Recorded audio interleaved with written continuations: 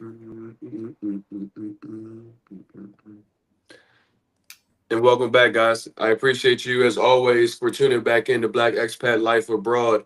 I am here with another special guest, one of our virtual relocation conference speakers, none other than Mr. Maurice Foley. How you guys doing? How you doing today, Maurice? All is well, man. A little jet lag today, but I'm feeling great today. Today's a great day. No, it is always a great day, especially on the other side of the TSA, as I always say. What we do here, if you guys are brand new, my name is RJ. What I have done is try to create the team of super friends. These super friends are designed to help make your move abroad out of the United States or wherever it is that you are looking to leave from and usher you into a new life.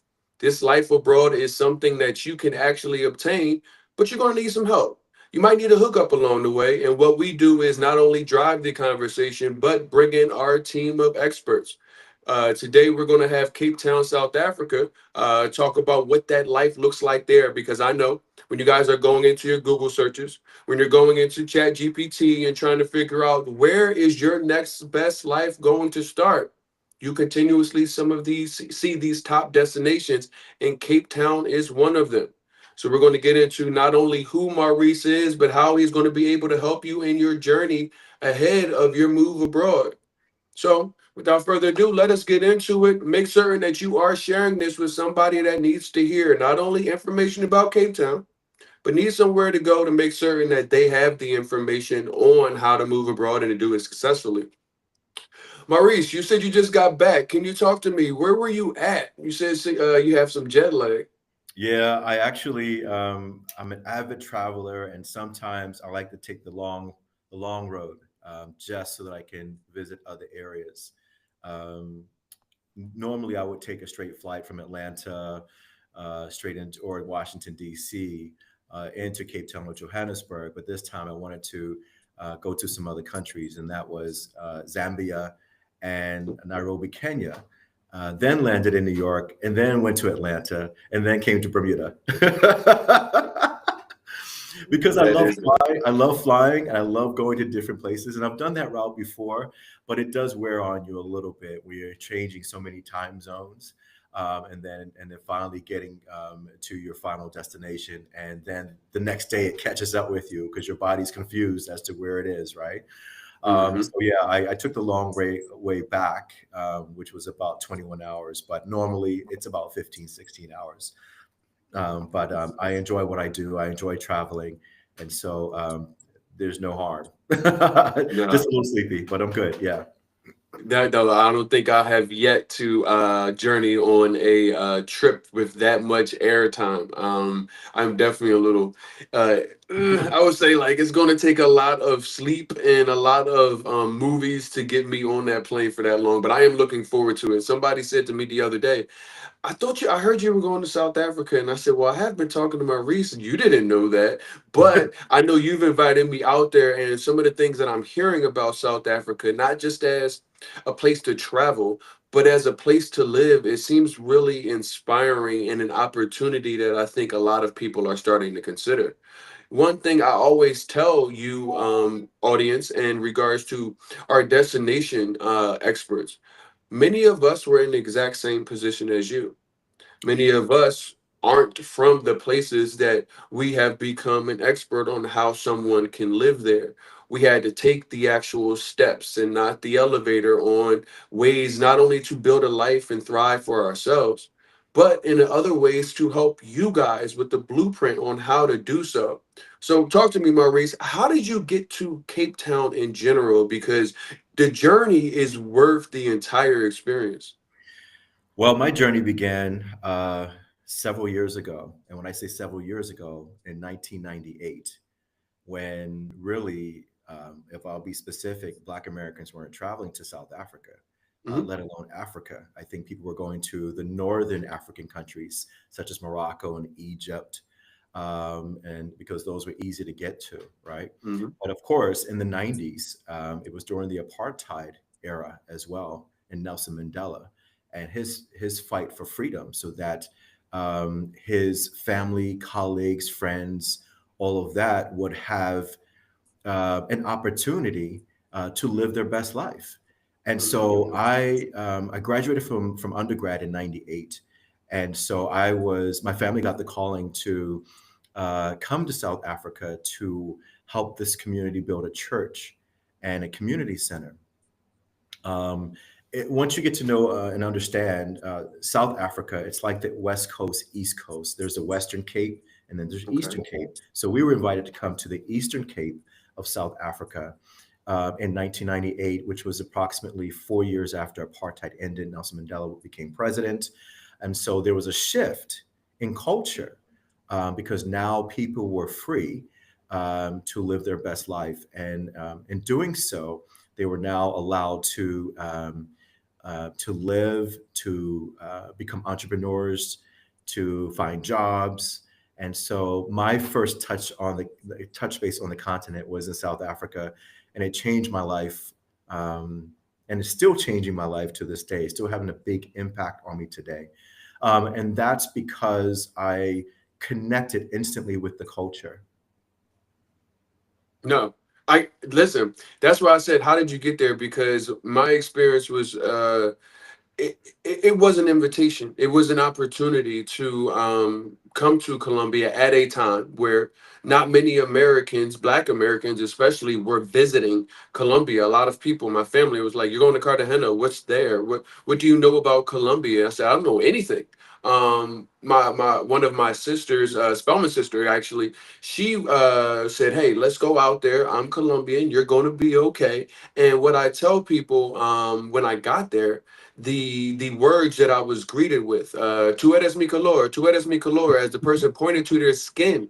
That was the Yes. first time I'd ever experienced somebody celebrating my blackness. Like I knew I Yes. was, happy and proud to be Black, but to see it experienced in another language and somebody almost utilizing it as a greeting that we are, of kindred spirit. That's why I got into Colombia and realized that it was somewhere not only to appreciate, but to reach back and give people opportunity. Well, I think the pull for me was the easiness, and we'll probably get into it in a few minutes, but it was an easy transition coming from the Western world where we have things at our fingertips, even back in the Uh, '90s. Now we have phones and the internet and all of this stuff. And so for me, it was an easy transition because mhm, I lived in Atlanta, Georgia, and it reminded me of Atlanta. They had tall buildings, they had condo buildings, they had offices, and that sort of thing. And I think what had happened, and I think it happens every time I take a group of people there, is that you arrive and you look around and you're saying, well, wait a minute, this is not what they told us. You know, yep. back in the day, if you can remember, if anyone can remember, you saw the commercials of the dirt Starving road. child in And, Africa. yeah, and donate and give donations, and Yep, yep, you yep. know, and yes, that did exist, but it wasn't the entire continent. And so people Hmm. have to understand that, when people say, I want to go to Africa, well, where do you want to go? There's 54 countries. There's 54 Literally. countries. There's hundreds of languages. Where do you want to go? So Hmm. I'm very grateful that my family allowed me the opportunity to go to South Africa, because it was a great entry point. Because it was a great entry point Mm, for what we were used to as a culture in America, in the Western world. And they had a lot of the conveyances that we're used to in South Africa already, because it's a port city. So they mhm, had the fastest growing economic opportunity there as well. And then of course it started to move northward, right? And so that was the reason. What drew me to Cape Town specifically is because it was the easiness of kind of getting into the culture myself. But then again, once I got past that very quickly, the convenience mhm, of the thing, I then started to dig into why we were there, and to really mhm, understand the culture and to immerse myself into the culture and the tribes and the languages, and to really understand the struggle. Um, mhm. and they had a different type of struggle than any other country in Africa, right? So I Seriously. was really drawn to that piece. And that really set me on a pathway of wanting to make a difference in the world. Nah, that is you bring up a very good point with the thought process that it was easy. You know, you could see the similarities because we were just kind of talking about that. I mentioned I'm here in Mexico right now, and I said, you know, living in Colombia, which is, you know, not, I wouldn't say it's difficult, but it's not easy if you don't speak Spanish or are willing to learn. It is a new culture, it's completely different. There's no Walmart down the street. These things are just different. Whereas I was telling Maurice before we got on, I said, you know, in Mexico, you know, as a first time place out, you know, that kind of ease of use or familiarity could help. You know how you get into the bathtub and you don't just jump into the hot water, you kind of put your Wait, foot in and you ease into it. I didn't do that, but you know, the way you were describing what you were experiencing in South Africa, it kind of gives a reason why this could be one of the places that is on somebody's radar. I was seeing today in one of the Facebook groups, somebody was asking this very question. They said, why is it that Cape Town is starting to become a place that, you know, black people are starting to look at? And one of the answers I saw was exactly what you said. Similarities to Western culture or Western environment as far as the ease of use of things. Kind of tell me about that for your clients that come and yeah. seeing that in America versus in South Africa. Well, first of all, the native tongue or the first language is English. They're taught that from babies Okay. going to school, so that they could communicate globally. Okay, so they're taught English. So that's an easy transition right there because everyone speaks English Mhm. in South Africa for the most part. And of course, they have their other languages, the Afrikaans language, the Xhosa language, Zulu, all of that, right? And so uh, it's I found it as an opportunity for me to start to learn their language because I'm in their country, and so Yeah. but I'll be honest with you, I enjoy listening to the their form of English, and so I think for me, that played a big part as well. The ability to be able to communicate with ease, and also to learn their language Hmm. as well. Because I think that, and then when we talk about culture, um, they're still dealing with their blackness as well because they do separate um, the skin color because I'm light skinned, so I'm considered um, colored. Now, that means Hmm. something totally different in the South, in Alabama or in Mississippi. Uh, Hmm. and then, but if you're of a darker skin, let's say darker than a paper bag, like a paper bag, then you're considered black, you Hmm. know? And so, and sometimes you're treated differently because of your skin color, Interesting dynamic. but throughout the years now, I found that that's now evolving and that's slowly changing now because Okay. Cape Town is, in fact, on a global scale right now where everyone is paying attention. And so the draw for Black Americans is now what Nelson Mandela have been preaching, that we are a nation of colors. We're the rainbow nation. And so it's just a matter of teaching the culture there that everyone should be treated equally and respected. And so Hmm. that's the part that it's just so many parts to this. But most importantly, I wanted to be able to go to a country where I felt that I was going to be accepted, regardless of the color of my skin. Okay. And of course, we could probably go No. into how things are going now in the US, but I would say that it's definitely a comfort level for me, um, being in South Africa and seeing, and we can talk about the network that we have there as well, but it's definitely a draw for me. And now it's been named, Cape Town has been named for the seventh year in a row, the best city on the planet, by several publications. Wow. you know? Well, let me ask you this because you mentioned Africa, and you're right. So many people are, especially with Africa, because there's a famous movie line where the guy said, "I'm going to Africa," and nobody dared to ask what country in Africa. They just knew he was going to the continent of. Um, and right now, we have seen over the last number of years not only this black exodus of people moving out of America, black people, and looking to other places, but certain countries in Africa actually calling out to Black Americans back in the diaspora. Never mind just the United States, and saying, "Hey, come here, come back. If you were a part of the nonsense that went on in the Caribbean, come back." What makes South Africa, as some nations in Africa are doing, what makes South Africa stand out in that, where Ghana is saying, "Come"? Do they have any kind of programs like that in South Africa? As I mentioned before, South Africa is a great entry point because they have the tech companies there, because they have banking there as well. It's a great hub for entrepreneurs. If you're a content creator or influencer, it's a tremendous opportunity to be there as well as an entrepreneur. And so, Mhm. of course, the other countries are coming online slowly with the same concept, such as Ghana and now Kenya as well. I know the Kenyan Tourism Board is like up in the ante of getting more tourists there, right?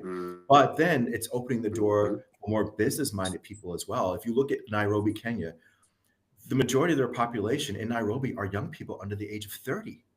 Why? And they're in college, they're in school, getting their education, like, in tech, and in reinsurance and in finance and all of this stuff because they want to be able to stay in their own country, but they also want to be able to get their education and go get experience so that they can come back home as well. So in South Africa, in particularly, like the University of Cape Town, where there's what, 20, 30,000 students. I know a mom and daughter that Mhm. left the United States, moved to Cape Town. I think she's retired and put her daughter in the University of Cape Town because the education system is so much better. Okay. Um, Even and of course the cost Mhm. to go there as well is tremendously low as well. But the Yeah. quality of education, and we can go into healthcare and all of that, is so much better than what we're getting into the I United want States to. for a I fraction of know a what lot. we pay for. Talk to me about the cost because currency exchange, is something that is going to navigate people around how far your US dollar will go. Let's talk about what that looks like as far as what they use and what it compares to as far as the USD. So I have a app on my phone called it's several of them that are out there, but this one in particular is called XE. It's a currency exchange. It's a live app. So when you put in, if you want to know what the currency exchange is for South African rand versus US dollar, you just put that in there, and it will let you know what you're getting. So right Mhm. now, I think it's sitting at 17 and a half or teetering on 18 South African rand to one US dollar. Okay. So if Okay. any of you that are out there listening and you can go on to like a currency exchange or currency converter, just Google it and put in one US dollar to South African rand, you'll see what the difference is. So say for example, you can put in 500 US dollars and you'll see how many South African rand that converts to. So when you're thinking about, yes, so in food, transparency here, the higher the South African rand goes, the more advantageous to us as US dollar holders it is, but it's not good for the local market. Okay, if you understand what I'm saying. Understood. So the lower the Mhm. South African rand goes, then it's not really good for us. I remember in 1998 when the South African rand was 10 to one US dollar, here it is 17.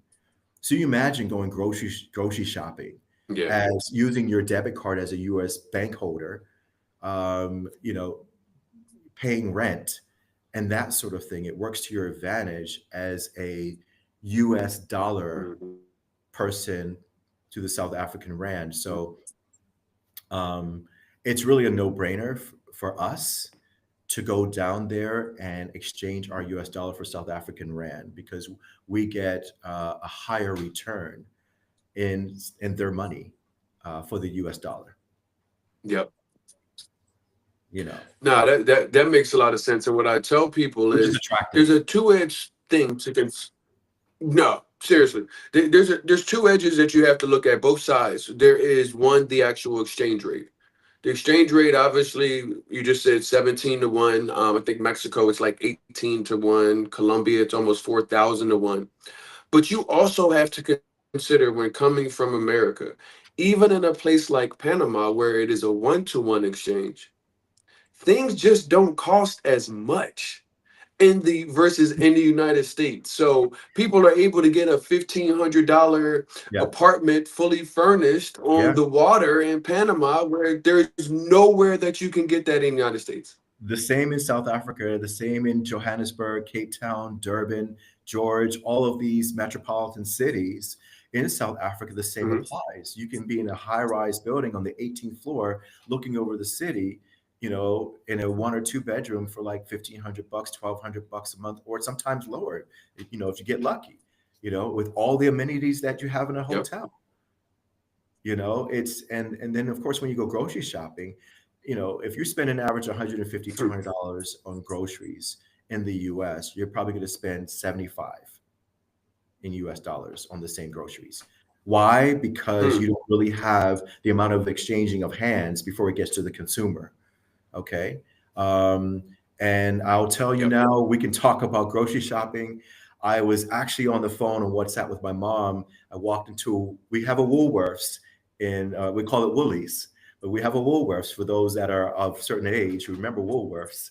Right. I remember Woolworths. Yeah, we have, but it's a modern Woolworths now in South Africa. We can go grocery shopping and buy clothes and everything. But when I had my mom on WhatsApp, and I said, "Look at the prices of these things," and she was just like, "Wow, everything's so vibrant. Like the vegetables and the fruits are so vibrant and so colorful." And the Mhm. way that we shop in South Africa is totally different than the way we shop in America. The way we shop in America, we load up our basket with everything, and half of the food goes bad because we don't use it in enough time, right? Yep. We shop for like a week or two at a time. No, in South Africa, they have everything packaged so that you only shop for what you need for maybe 2 or 3 days. Okay. Hmm. So Yeah, the that is a prices little are different. lower because you're only going to shop for what you need to consume within a certain period of time. Yep. So it's a whole lifestyle change, even so that you can save more money. So it still blows my mind. I come, you know, I go shopping and I'm just like, wow, you know, and the quality of food. I'm not a big meat eater at all. However, when I do go to South Africa, I'll have a steak or I'll have a burger because a burger and Hmm. fries and a drink is and a quality burger at that, a nice restaurant, it's like $7, right? Yep. And Yep. Yep. you know, and then I'll have a steak. I'll have like an ostrich burger, or I'll have a zebra steak, that sort of thing. You know, we can try some delicacy stuff. You Haven't know, had that one yet, brother. it's just, you know, it's just, So, yeah,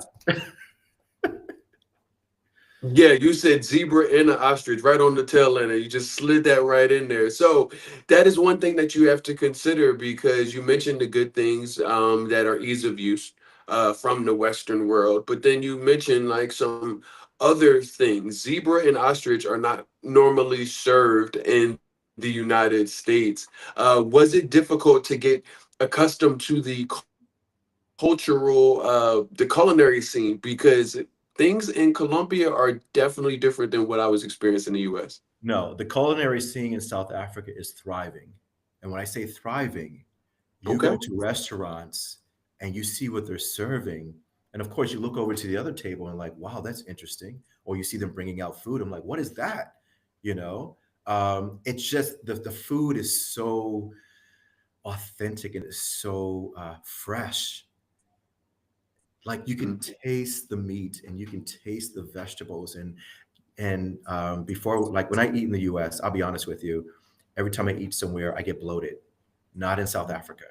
Like I No. feel like I'm full, but I don't feel like I overate, you know, and the quality of food there. And yes, you can try the ostrich burgers. and they taste so good. Yeah, it's a bird, right? But they make it in a way that A big one, very big, it's a bird. But I will tell you that the quality of very. food, the quality of food, the product, the quality of food in South Africa is top tier, because they don't have to go far to get it. Everything is manufactured right there in South Africa. Right.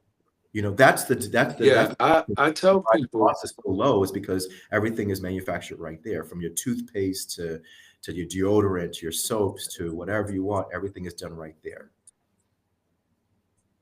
Mm, no, the thought process with the food is such a thing because it's oftentimes people are like, I go to Italy and I'm able to eat all this pasta, and it's just like I can't eat any of this in the United States, and that factored into why I left. I was running into not being able to eat this stuff in the United States without feeling bad. Like that was like, how can you not eat anything? Yet you're saying I barely eat any meat. Yet in South Africa, I'm willing to go down the zebra lane and I'm willing to go down the ostrich lane, and that just will tell people that a lot of Maurice, I don't know if you ever said this to somebody, but it keeps coming up, which is many people think moving abroad is giving something up. I'm giving up everything Mm, that I have in America for a life yeah, abroad that doesn't offer any of the things that I have in America. And I'm like, the American education system has failed us uh, so bad yeah, because we have everything that we have in the United States. Maybe it's not the exact same name called Walmart or whatever the case is, but we have everything plus everything that is either one, not affordable, or two, not even offered in America living abroad. Now you can go to South Africa and still hear this. You can go to Colombia, you can go to many a place and realize that this is what's happening. So I wanted to point that out is because yeah. a lot of people are not realizing that you're not giving up something. They're allowing their fear to not let them leave or keep them there and not realizing you should be more scared of not realizing what life has to offer. Well, I think that's, I don't want to use the word ignorant part of it all. I think more of us need to educate ourselves, and to really step out and listen to those people that have actually have done it, that are, like myself, that have experienced this. I think what has happened is that as a culture in the United States, especially a Black culture, we've been fed certain things, and I think that has been done to keep us back, intentionally to keep us back. Let's keep it real, and to not know what's out there in the world, that could be better for us. I mean, on all aspects of life, from healthcare to education to finance to real estate, to just enjoying life and and going on vacation, right? And then really immersing yourself Yep. into culture. And I think, yes, America is great already. It has been great since the beginning of time. Yes, there is a bad history of slavery and all of that, but there are other worlds out there. There are other cultures out there. There's other neighborhoods out there. There's other countries out there, that look like us. Okay, um, Yep. and that are entrepreneurs. And so when you say that they're giving up something, actually they're gaining more, in my opinion, than what they think that they had. And so knowledge is power. Knowledge is a powerful thing. And that once you become knowledgeable on that, you then have, there's no money in the world that can replace that, because now you've empowered yourself, um, so much that you can leave the United States and travel to somewhere else open minded, um, and you have to have that. You have to have that to be successful. And I'm really happy that there are more Black Americans, especially, that are jumping on the bandwagon. And I think if we want to dive into it, because of everything that's happening now, it's a trigger that's happening in the United States now. You're watching TV, you're seeing people slammed to the ground, and the police brutality, and all this stuff happening to people of color. And it can be a scary thing, you know? Oh, I think I've lost you. Hopefully, come right back. So yeah, it can be a scary thing, and I've had numerous people that have contacted me this year alone to say, "Hey, listen, I'm about to retire in a few years, or I may take early retirement, or I just want to go visit and check it out because maybe I want to buy real estate and start to work on my future." And so, yeah, we provide. I've done it. My colleague Michael has moved from California, from Los Angeles to Cape Town, so that we can run our real estate development group to help people to transition into South Africa. And it's been a wonderful experience to help people transition from the United States into South Africa, but by providing quarterly trips. And we can talk about that later as well, because we want to make sure that people are first educated and informed and knowledgeable about the destination that they're traveling to. It's so important because I find that even with my travel company, people contact me because they'll arrange a trip to South Africa, and then they're like, "Oh, I've got my ticket, I've got my hotel. What's next? What do I do? Where do I go?" and so, it's very important to um, make sure that you equip yourself with the right information before you actually pack your bags.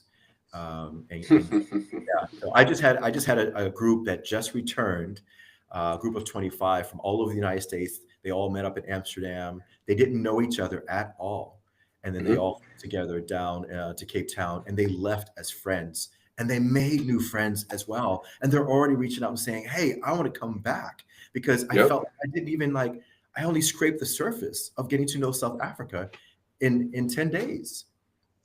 Yeah.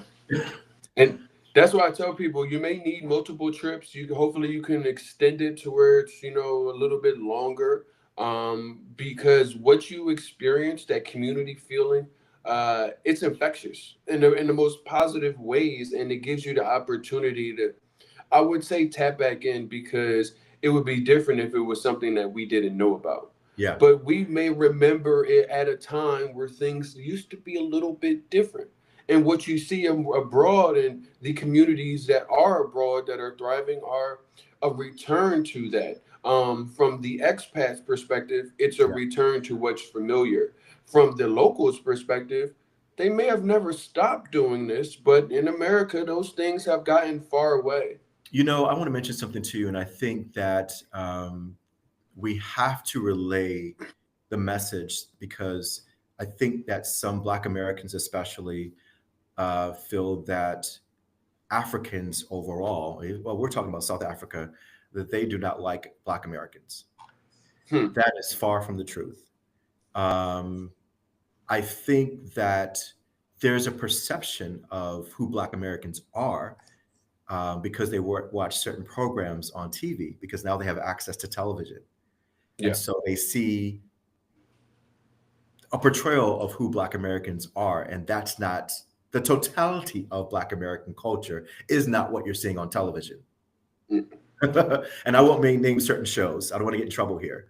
But that's another conversation for another day and a different topic, because I think the message that we're getting out there as a culture as to who we are as Black Americans, I think needs to change. A Because 100%. I won't name the shows, but you know what I'm saying. The Atlantas and everybody else. Here's the thing, though.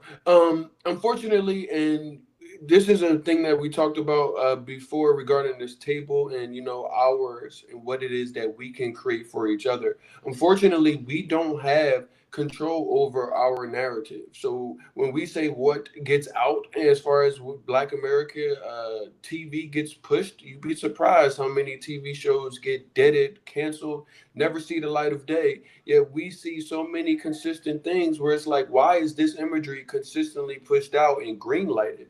So that's why it is important when you do have opportunities. That's why I appreciated somebody like Robert Townsend so much, Yes. because he told authentic Black stories. It didn't have to be that we were not we were taken advantage of, or we're fighting for our rights. It was just like, this is just Black people trying to have a good time, or Yep. just living, and those opportunities, which is why when you get into the diaspora, I want to ask you, because as a Black American, a lot of people are asked, well, what's the racism like over there? And considering Cape Town keeps coming back as a top expat destination, yet up until 1994 you had apartheid being a part of the culture. I was alive in 1994. I was 7 years old.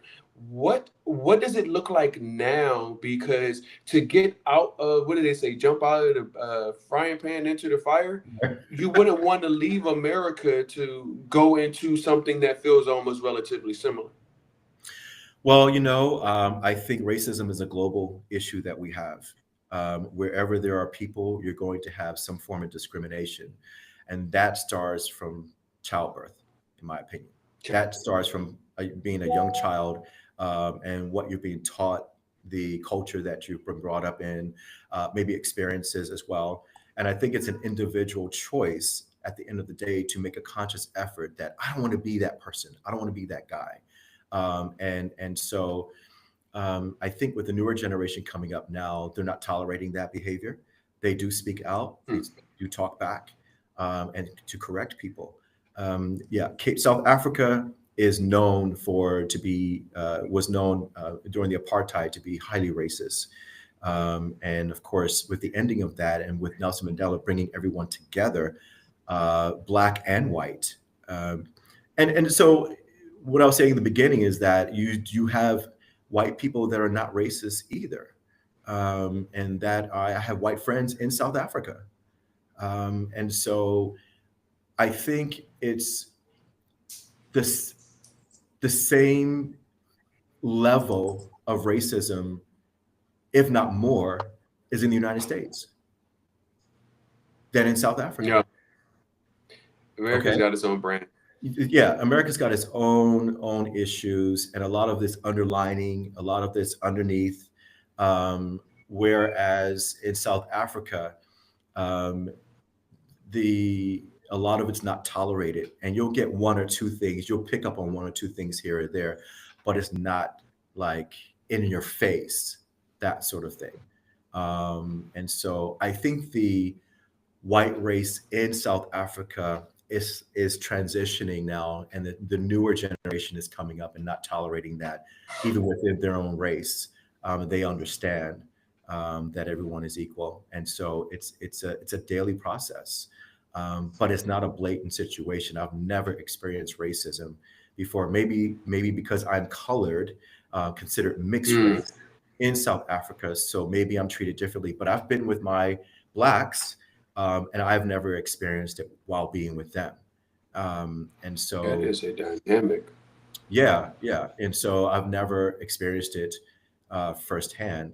Um, and then, of course, now if you go there expecting to see it, because your antennas are up looking for it, you may find it. You may, because you're looking for it, and but I've never looked for it, so I've never experienced it. So if you're looking for trouble, you may find it, No, and that's I everywhere. get it. That, but you bring up something, because I haven't.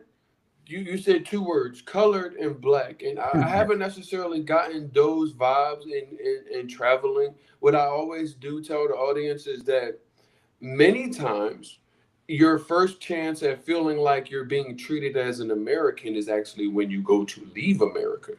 It is oftentimes you don't get to cash in on the American privilege until you are actually outside of it. When I also tell Yes. people, know your weapons. People are like, Americans are not giving me anything. And I'm like, well, they've given you two things. You just have to know how to utilize them. One, the American passport. We talked about, being able to go and travel and see, but nobody realizes that your US passport does nothing for you until you actually leave the United States. And there it gives you access, visa free access to over 180 countries. The second thing that doesn't really do you any good as an American citizen, inside of America, but the moment you step out, it automatically means more, is the US dollar. The US dollar, or $30,000 budget, or $30,000 annual salary really doesn't go that far. Yet we see oftentimes what that dollar amount looks like abroad, and even places like South Africa, even places like Colombia, Mexico, Costa Panama, Rica. Indonesia, Costa Rica, Thailand. That is why they say the poorest Americans are still the top earners in the entire world. So unlock your American blessings and your American weapons because they don't work when you're in the US. So geographically, if you look at the map, that the most affordable places for Americans to move to are where? Located under the equator. And why is that? Why is that? I have no idea. That's a good one, though. It's a good one, right? Like, why is it below the Hmm. equator, south of the equator? Okay, more affordable. Now you do have your exceptions. You have your Portugal, Spain, you know, Yeah, yeah. those particular areas, yes. But I will tell you, one thing that just came to my mind, it's just random regarding the weather in South Africa. You can experience 4 seasons in one day. Um, um, So Washington D.C. yeah, yeah. That's like D.C. That's like St. Louis. I feel like St. Louis. I don't But for do the the most weather part, changing. for the most part, if you travel to South Africa between, let's say, like now, it's transitioning into spring, all the way through like Okay. April, you're going to be doing spring, summer, all the way through April. When you get into start May, June, July, August, you're going to get winter. So it's opposite of what we experience in the U.S. So as we're going through our fall, winter, we're going to spring, summer, um, in South Africa. Do you have a snowbirds crowd? A what?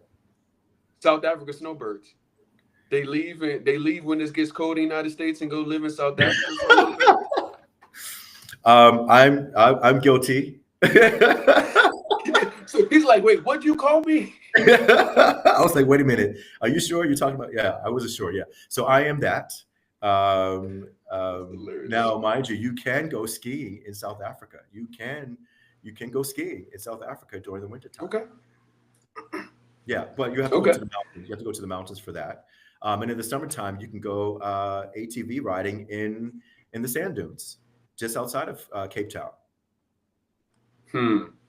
Yeah, I tell people get ready to live your best life, and I don't mean that like a cliche because there are things that I would have never put on my radar that I just signed up so easily and effortlessly when I moved abroad and I did them, and I was like, I'm so glad that I did this. It gives you the opportunity to kind of reset. But I did that with the community that invited me, and I want to ask because one of the biggest things Black Americans ask, no matter whether considering moving abroad or even going out with some new people or people, they always ask, who's all going to be there? Because we want to know Mm, what the environment is like before we get there, the yeah. community. Talk to me about the community that you've been able to cultivate as well as be a part of in South Africa, and what can somebody expect coming into Cape Town for their first time? So, are you talking about the local community or the expats that have moved to South Africa? Are they two different things? Is it opportunity where they blend, or is it one big environment, or is it completely separate? Yes, so it blends. So there is a Black expat community that has formed for South Africa. Specifically, there's one in Johannesburg and there's one in Cape Town. I think Cape Town is the most largest one. So we do have a community called the Black Expat Group. I think it's Cape Town. I think they have a Facebook group, and we do get together on holidays sometimes. If people miss home a little bit, we'll get together for Thanksgiving or Christmas and have Thanksgiving dinner, the Christmas dinner, New Year's, if someone's having a birthday. If there's, most people don't miss the United States when they come, but if they just want to be around other Black Americans, we will get together and do wine tastings. There's over 300 wineries, vineyards, and a few of them are Black owned that we would go to Oh, support. nice. Oh yeah, so we do those outings, and we do those outings, concerts, all of that, and then we've made friendships that way. And then of course we have our local South Africans as well that are really intrigued by Black Americans, and they're I love the Black South Africans. They're very inquisitive. They're so friendly. They just ask questions. and they really want to dive into the American or the Black American culture, to understand. Of course, they reflect on shows that they've watched, such as Housewives, and tell me more about that. And Atlanta, New York, and all of this. They're fascinated from what they see on television. But I think when they really get to know you, um, um, Mhm. they really become attached to you, because it's because you're coming from a different culture, and you want to learn who they are. They want to learn who you are, and and there's a lot of commonality there as well as Black people. There's two different struggles, I tell right? people, I tell them, the diaspora, living in it lets me know that I already knew the diaspora was extremely and deeply rooted and connected with each other. But coming from America, it wasn't something I was actually able to reach out and touch. Like being in these rooms as a Black American in a room full of, I was the only Black American. I was the only American, period. Everybody else was Black and was Colombian. I was the only English speaker, first language, and seeing just how they operated, just being a fly on the wall, it's just like, this is the same. When you get that good bite of food, Yeah, everybody does that little dance. Like yeah. this is inherent. This is in you. And getting out inside into the diaspora, it makes you feel like reconnecting, doing these things, whether it's a part of the expat community or local, are Well, important. you mentioned earlier, do I lose something by am I losing something by leaving the United States? Um, no, you don't lose yourself. You always will have yourself. You just have to be open to immersing yourself Mhm. into another culture, but you still, and that's the beauty of it, is that you can get out into the community, the local community, but when you go home, you're saying you're still the same person that you are when you got there, but now you've gained so much more, and it actually it's kind of therapeutic, because the group that just left were Mhm. like, they're in reflection mode now, because they're reflecting Yep. on their experience, and they're like, wow, we visited a family home in Langa, which is the oldest township in South Africa, outside of Cape Town. Hmm. And they're like, they got to see the kids in the schools and how they live their lives, and visit a local family and how they live their life in their home, and the township and their neighborhood, how they blend together as entrepreneurs, because they support each other, going to get a haircut Hmm. in a trailer, or in one of these containers, and walking the streets, and really blending in with the culture, and buying their produce and buying their product. You know, it's you in Cape Town specifically. You can get the authentic experience by going to the local township, or you can go to the mall where they have over 450 stores. You know, and they have two of them in Yeah, Cape I, Town. I get it. Century City Canal Walk, that's over 400 stores. And they have the V&A waterfront, Victoria and Alfred waterfront. We have over 450 stores. So Hmm. it's the best of both worlds, where you can actually experience your luxury life. Or if you want to get into the local townships, you can do that as well. Yeah. And many of these places offer this. What I tell people, and I'm going to challenge the audience, because we're going to get wrapped up here soon, but I want to challenge the audience, no matter where your destination is, knowing your whys. You guys heard some understanding of what Cape Town offers, from currency to just even community, the weather differences. Writing this down is important. I know that I don't want to live under 70-degree weather. So if it gets cold, that may be a part of what I'm not looking for. What we're Yeah. trying to do is help you narrow down your destination. Yeah. Go One of the ahead. touch points I want to talk about really quickly, that comes to mind, I always get asked, so how is crime in South Africa? How is crime in Cape Town? I actually feel safer in Cape Town than I do in Atlanta or Washington, D.C. Bottom line, I just feel safer, Yes. there. Yes, South Africa has its No. issues fighting crime. So does Washington, D.C. So does Los Angeles. So does Atlanta. You know, you just have to be smart about it. When, how you travel. Not sure what that was. Bear with me. Oh, there's an echo. Yeah. Yeah.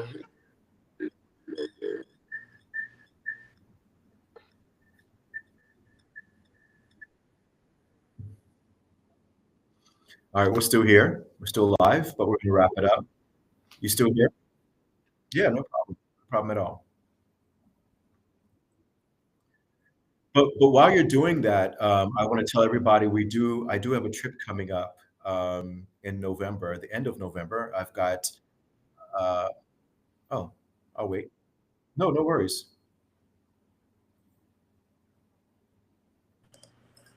Here we go. Oh, okay. Yeah.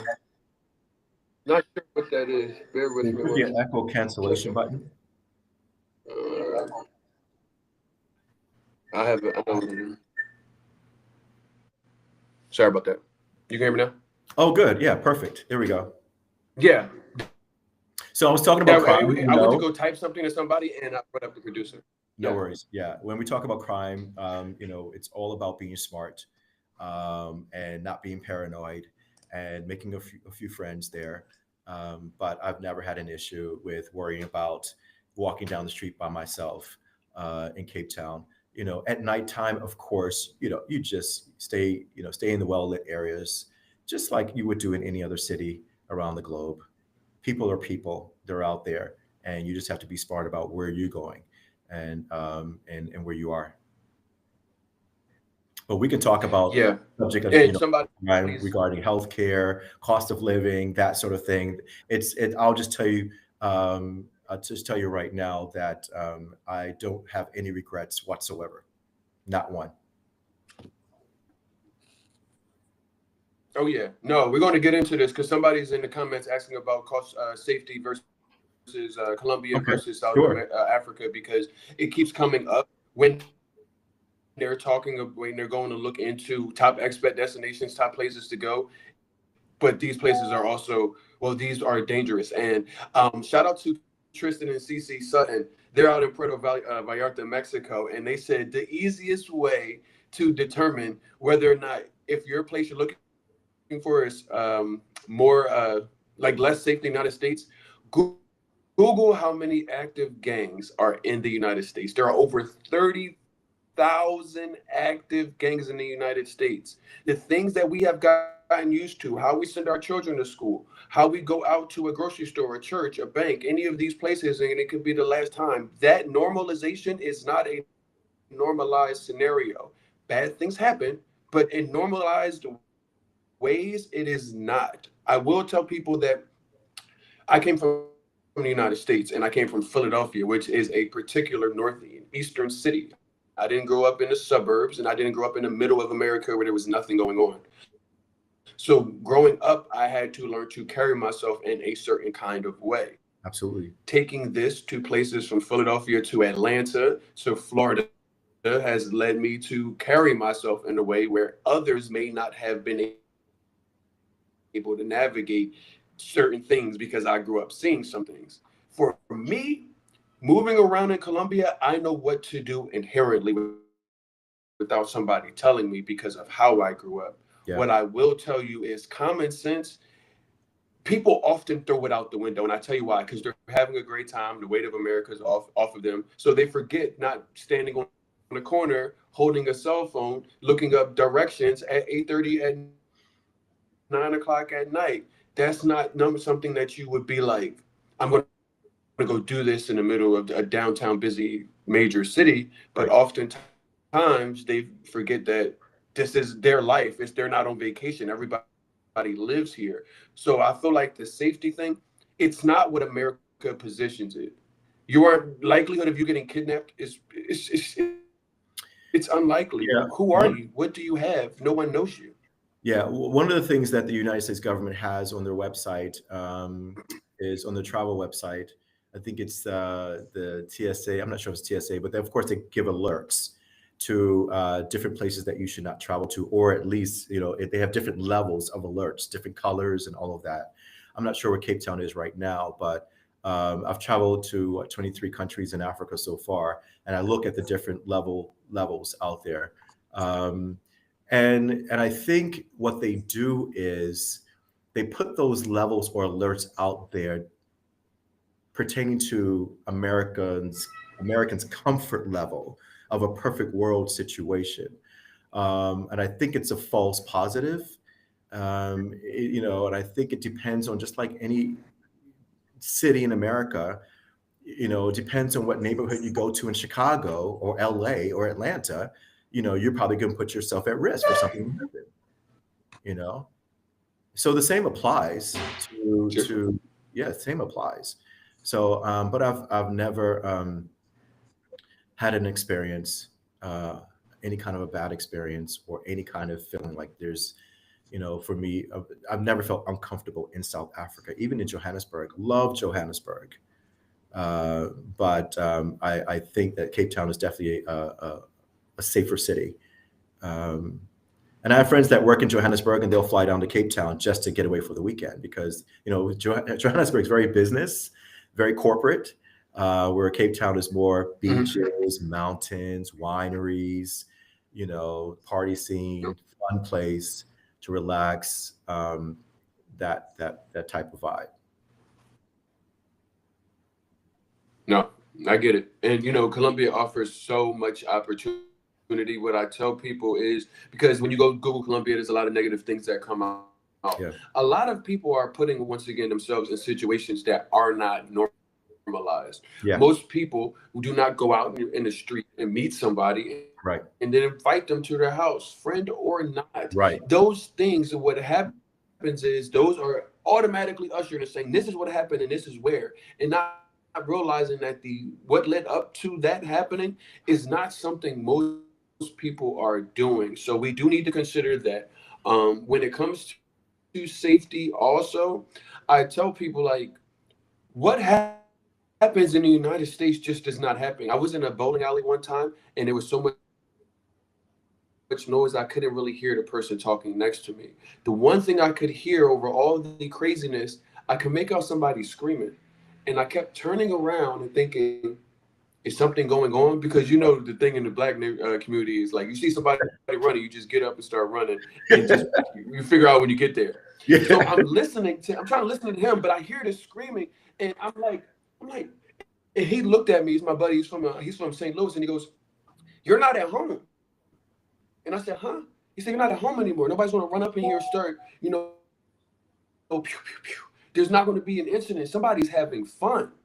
And it made me realize I had took what America had led me as normalized and brought it all the way to Colombia, brought it into an environment that this wasn't present, and it wasn't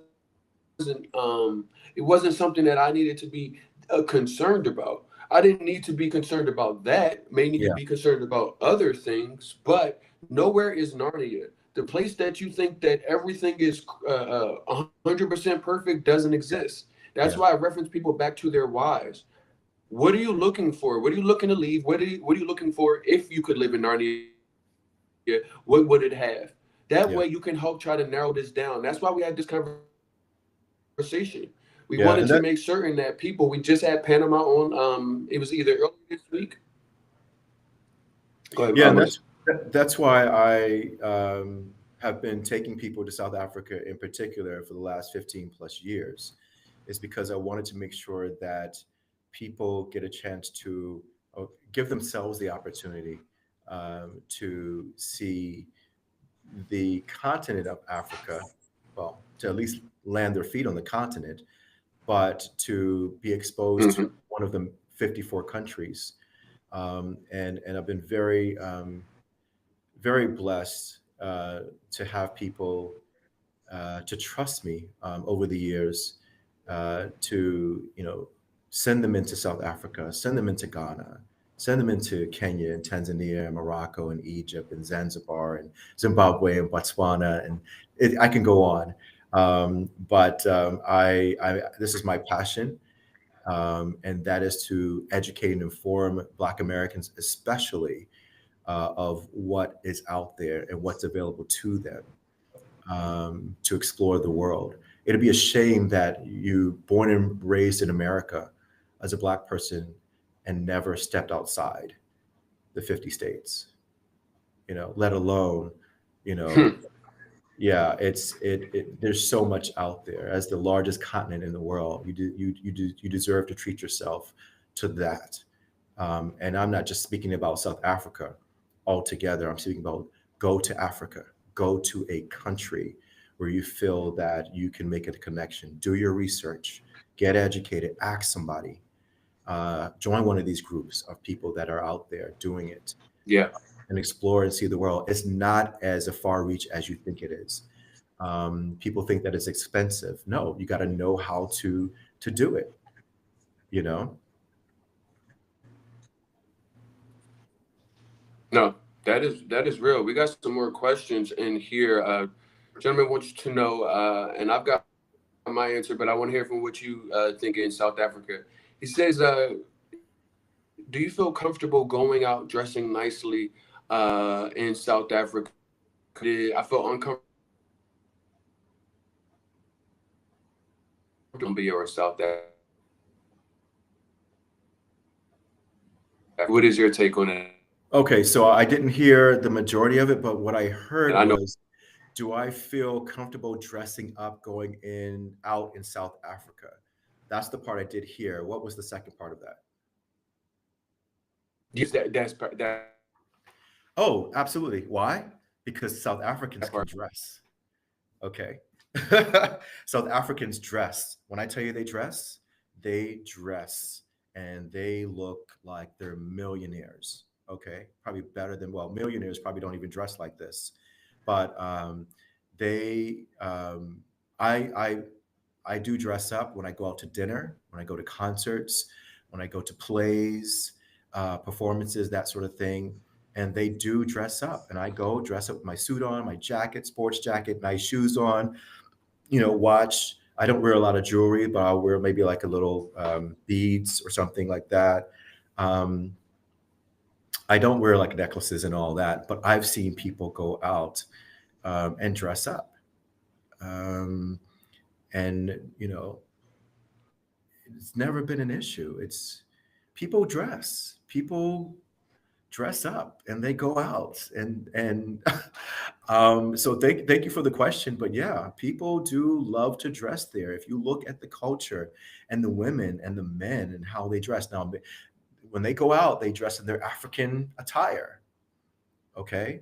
But and they see have the suits on. Remember coming to America when King Jaffe So whatever, and they dress Jaffe, and you see how they dress. Oh yeah, it's done just like that. This is not a game. So yeah, to answer your question, I hope I answered your question. Yeah, we do dress up to go out. Absolutely.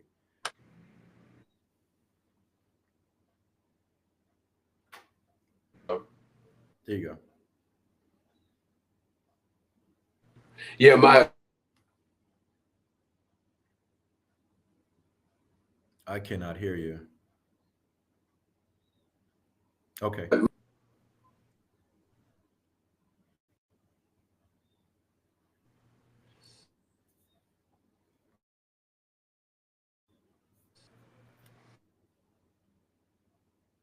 Yeah, I cannot hear you. no. No. Yeah, but that's okay.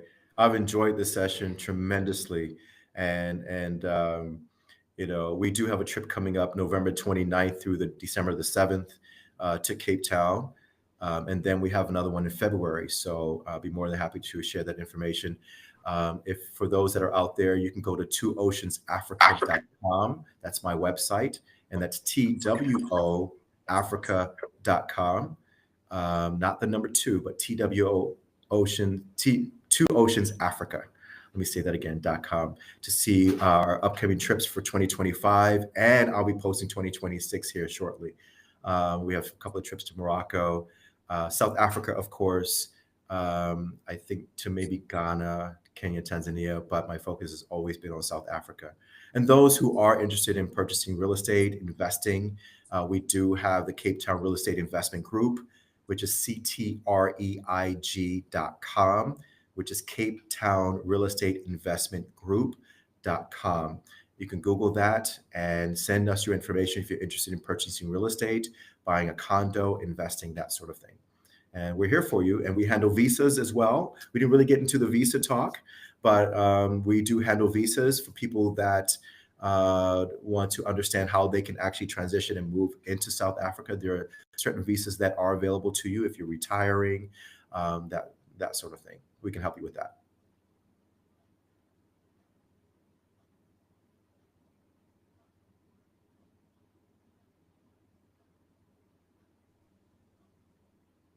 Yep, cannot hear you at all.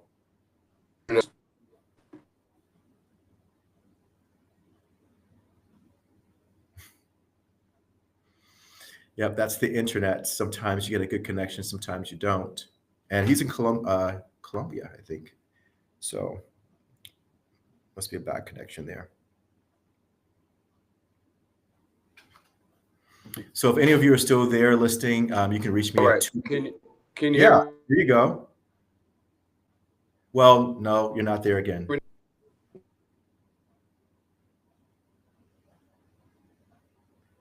I can see you, but I can't hear you. Well, we were at the end. Luckily, we were at the end.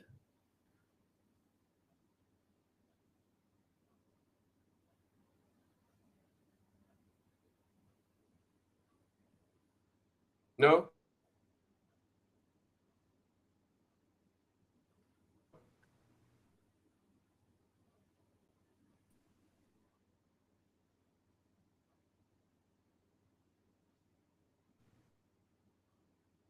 Nope. Yeah, it's just a bad connection.